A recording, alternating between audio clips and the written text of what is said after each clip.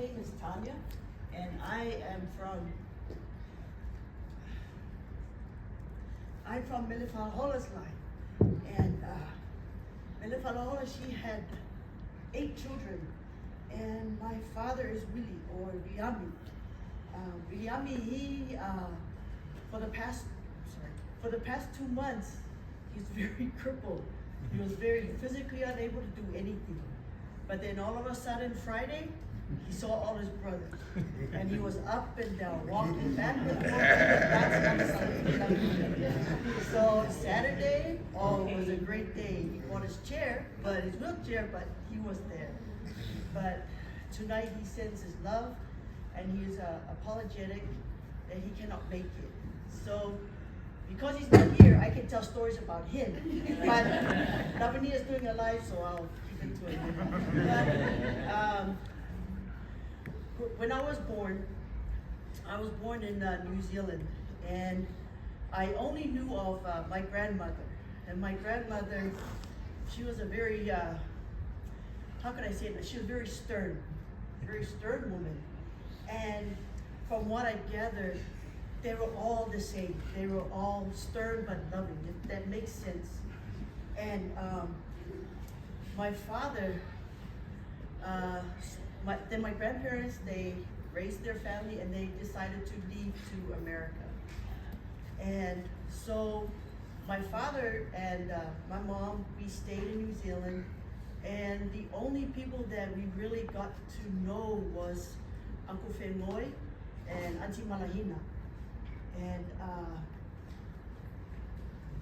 And they were pretty much our connection to the Vaitais when we were little. And I got a taste of Uncle Whenoi's humor, and it was wonderful with him and my dad.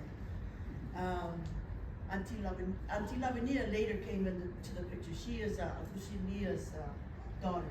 She came to stay with us and live with us for a while. That is when I started meeting more family, because my dad started telling stories about all these gentlemen up here, all my uncles up here. My dad had a story for every one of them. But there's also someone named 88. Who's 88? Reverend. Okay. They all have nicknames, but nobody's fessing up right now. This is Frank. This is Frank, if you didn't know Frank, okay? Anyways, Dad, there's one thing about so Dad had to go on a trip. He was told to come to Tonga, go to Tonga, because I guess all the family was going to Tonga for something. I'm not sure what it was. But Dad, he told me, Mom, I'm going to be gone for like a month. She goes, okay, yeah, okay, go, you go. And so, but all of a sudden, Dad came home like maybe 2 weeks. And my mom picked him up, and my dad had this big bandage on his ankle. And we said, Dad, what happened? He goes, oh, when you're naughty and you run away, and you steal someone's horse? Yeah, the horse is gonna kick you because you gave it the wrong.